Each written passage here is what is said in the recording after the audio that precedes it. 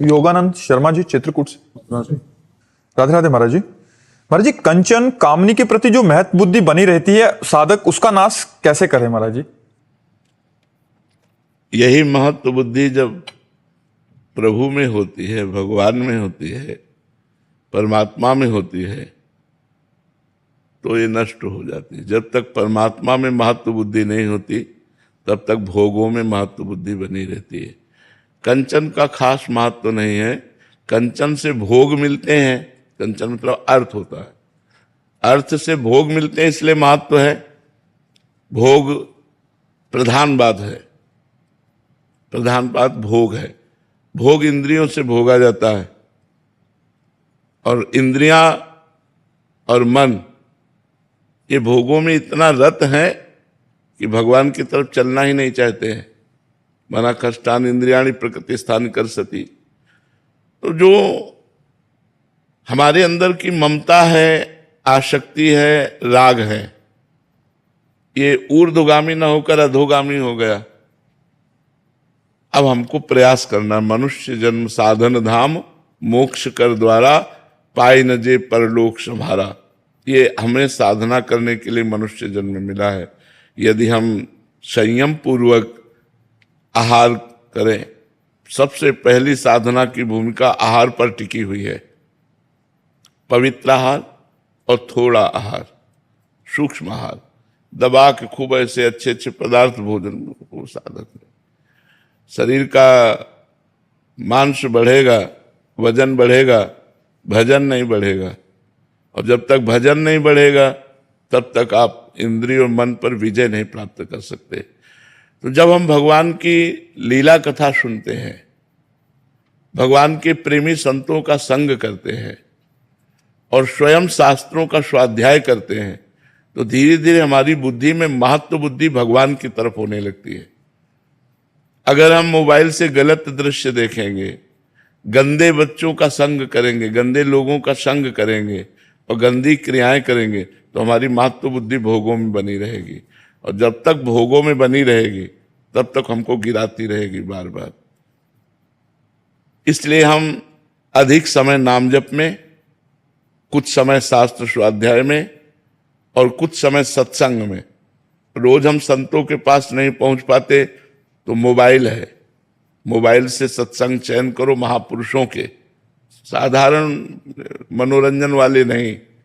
महापुरुषों के वचनों को श्रवण करो और श्रवण करके मनन करो, और उसके अनुसार फिर देखो कि आपकी चित्तवृत्ति प्रभु में कितनी लग रही और संसार में कितनी लग रही।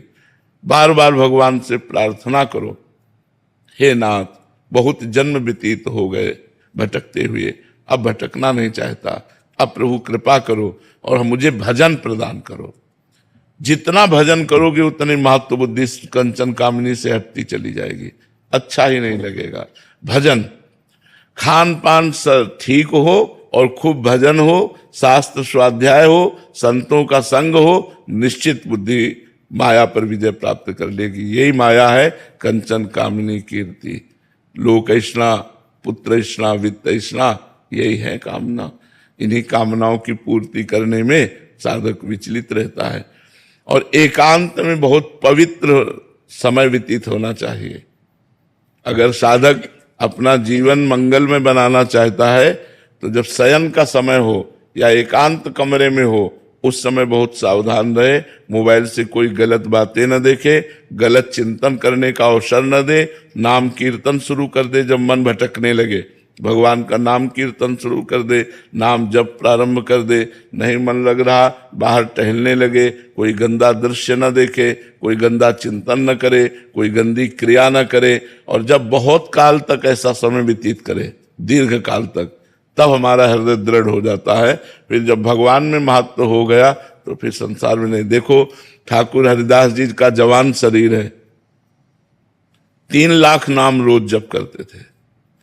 हरे कृष्ण कृष्ण कृष्ण हरे हरे, हरे राम राम राम हरे हरे, हरे कृष्ण, ऐसे 3 लाख नाम जप करते थे। तो एक धनी मानी पुरुष वहां से निकला तो ठाकुर हरिदास जी का चेहरा चमक रहा था भजन के प्रताप से। तो कहा, तुम इसको भ्रष्ट कर सकती हो? तो उनका वैश्या संघ में थी, तो उसने कहा इसको तो देर नहीं लगेगी। तो उनका तुम भ्रष्ट करो, जितना तुम रुपया कहोगे उतना देंगी। वो श्रृंगार करके उनके पास एकांत कुटिया जंगल में वो बैठ गई। अब उनसे बात करना चाहती, वो बार बार ये कहते हरे कृष्ण कृष्ण कृष्ण हरे। एक दिन पूरा निकल गया, दूसरे दिन फिर श्रृंगार करके आई, वो भी दिन निकल गया।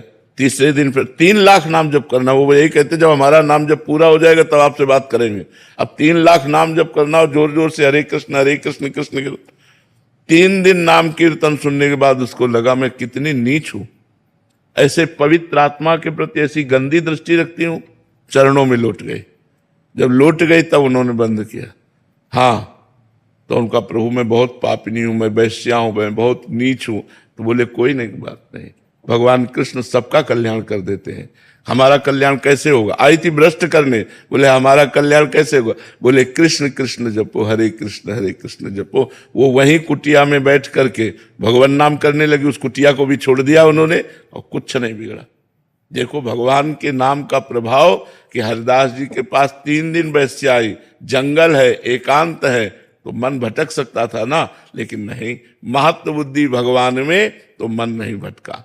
भागवत में लिखा है वही महाभागवत है जो त्रिभुवन की राज्य लक्ष्मी देने पर भी, जिसका आधे पल के लिए भी भगवान का विस्मरण ना हो, वही भगवान का महाभागवत है। तो हमारी जब महत्व बुद्धि भगवान में हो जाएगी तो कंचन कामिनी हमारे मन को नहीं खींच पाएंगी। और जब तक भगवान की शरणागति, भगवान में महत्व बुद्धि नहीं होती, तो रमैया के दुल्हिल लूटे बाजार कबीरदास जी ने गाया है कि रमैया की दुल्हिल लूटे बाजार। भगवान की दुल्हन ये माया है ना, मायापति भगवान है ना, बोले बाजार खुले चौड़े में सबको गिरा रही है। रमैया की दुल्हिल लूटे बाजार कोई खिलवाड़ थोड़ी है। बचा वही सीम की चाप सके को तासु, बड़ रखवार रमापति जासु। जिसके भगवान रखवाले हैं वही बच पाता है, नहीं तो रमैया के दुल्हन लूटे बाजार। बहुत विचित्र खेल भगवान की माया का है।